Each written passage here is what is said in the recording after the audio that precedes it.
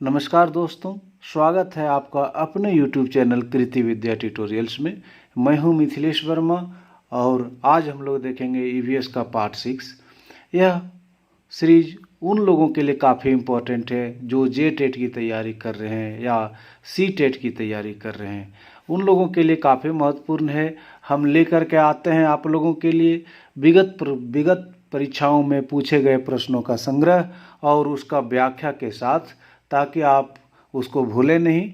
तो आइए चलते हैं नेक्स्ट क्वेश्चन पे। आज का पहला प्रश्न जो होगा वो उस पर देखते हैं।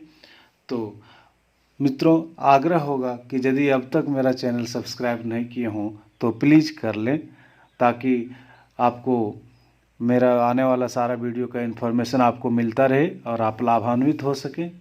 तो देखिए पहला प्रश्न आज का, कांसा को कहते हैं ब्रॉन्ज के विषय में जिसका उपयोग गोलकुंडा के किले में मिली तोप में किया गया था, सही कथन चुनिए। तो ये ब्रॉन्ज मतलब कांसा के बारे में सही कथन चुनना है। तो कांसा जो है वो तांबा और टीन की मिश्र धातु है। कांसा तांबा तथा जस्ता की मिश्र धातु है। कांसा तांबा तथा प्लेटिनम की मिश्र धातु है। कांसा एक तत्व है। तो इसका सही उत्तर जो होगा वो एक होगा। कांसा तांबा जो है और टीन का मिश्र धातु है। टीन और तांबा यदि इनको मिला दें दोनों को तो आपको प्राप्त होगा वो कांसा होगा। तो इसका सही उत्तर होगा कांसा तांबा तथा टीन की मिश्र धातु है। तो सही आंसर हुआ आपका एक। आइए नेक्स्ट देखते हैं कि एक ही तरह की फसल बार बार उगाने और बहुत से रसायनों के उपयोग से मृदा, मतलब बार बार एक ही फसल को उगाते हैं और खूब खाद वगैरह का प्रयोग करते हैं, तो उससे मृदा मतलब होता है मिट्टी क्या हो जाता है उसके बारे में। किसी विशेष फसल के लिए उपयोगी बन जाती है, दूसरा में बंजर हो जाती है, तीसरा में सिंचाई के लिए उपयुक्त बन जाती है और चौथा है उर्वर उपजाऊ बन जाती है। तो बार बार लगाने से तो रसायन के प्रयोग से जो होता है वो मिट्टी बंजर हो जाती है। तो इसका सही आंसर होगा 2। आइए देखते हैं कि एक ही तरह के फसल बार बार उगाने से बहुत से रसायनों को उपयोग करने से मृदा बंजर हो जाती है, क्योंकि एक ही तरह की फसल तथा अधिक रसायन के उपयोग से मृदा की उर्वरता खत्म हो जाती है। इसीलिए फसल चक्र का उपयोग करते हैं किसान लोग, ताकि मिट्टी की उर्वरता शक्ति बनी रहे। और एक ही फसल को बार बार उगाने से मिट्टी की उर्वरता शक्ति खत्म हो जाती है।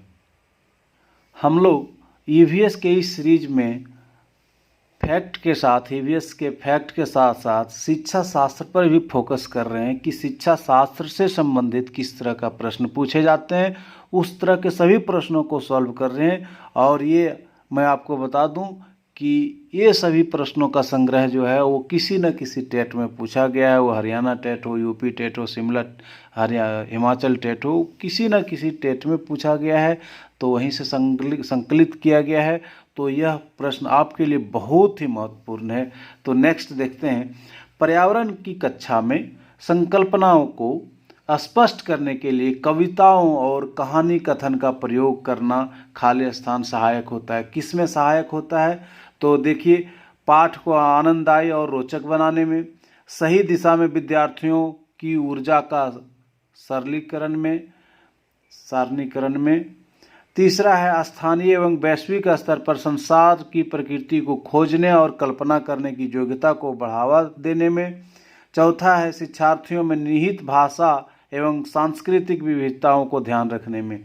तो कविता और कहानी को क्यों पर्यावरण अध्ययन की कक्षा में बताया जाता है? तो इसका सही आंसर जो होगा वो होगा तीसरा, स्थानीय एवं वैश्विक स्तर पर संसार की प्रकृति को खोजने और कल्पना करने की योग्यता को बढ़ावा देने में।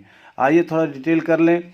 पर्यावरण अध्ययन की कक्षा में संकल्पनाओं को स्पष्ट करने के लिए कविताओं और कहानी कथनों का प्रयोग करने से बालकों में स्थानीय एवं वैश्विक स्तर पर संसार की प्रकृति को खोजने और कल्पना करने की योग्यता को बढ़ावा देने में सहायता होती है। तो सही आंसर हुआ हमारा 3।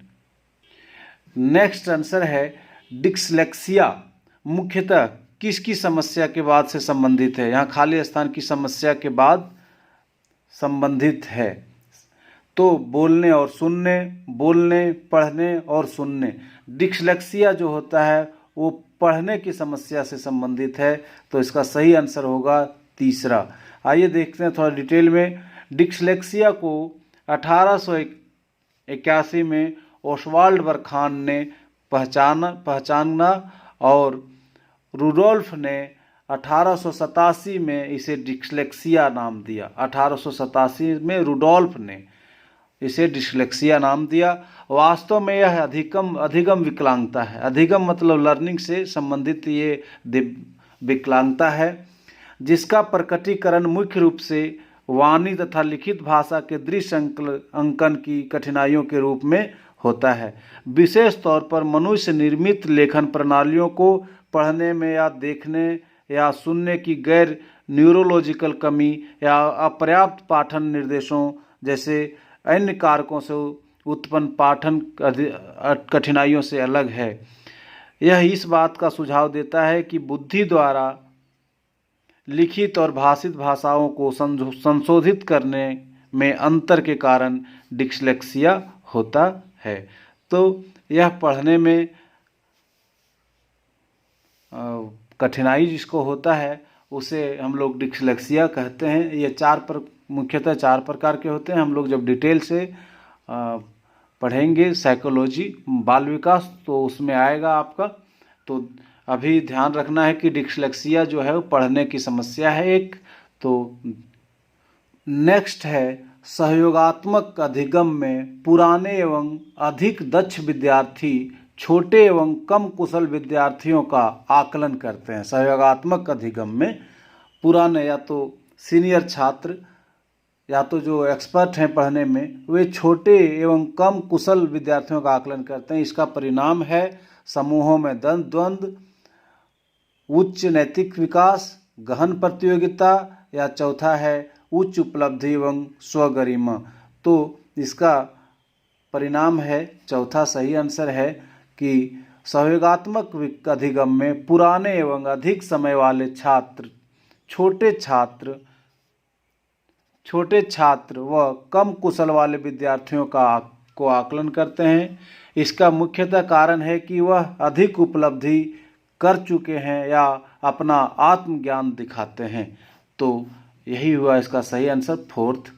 अब है नेक्स्ट प्रश्न कि अल बिरूनी जिस देश से आया उसका नाम है उज्बेकिस्तान, बांग्लादेश, ओमान या अफगानिस्तान। तो इसका सही आंसर होगा आपका उज्बेकिस्तान। तो अल बरूनी उज्बेकिस्तान से आया तथा इसने भारत के इतिहास पर एक किताब तारीख़-ए-हिंद लिखी थी। तो ध्यान रखिएगा कि तारीख़-ए-हिंद किसने लिखी थी, तो अल बिरूनी ने।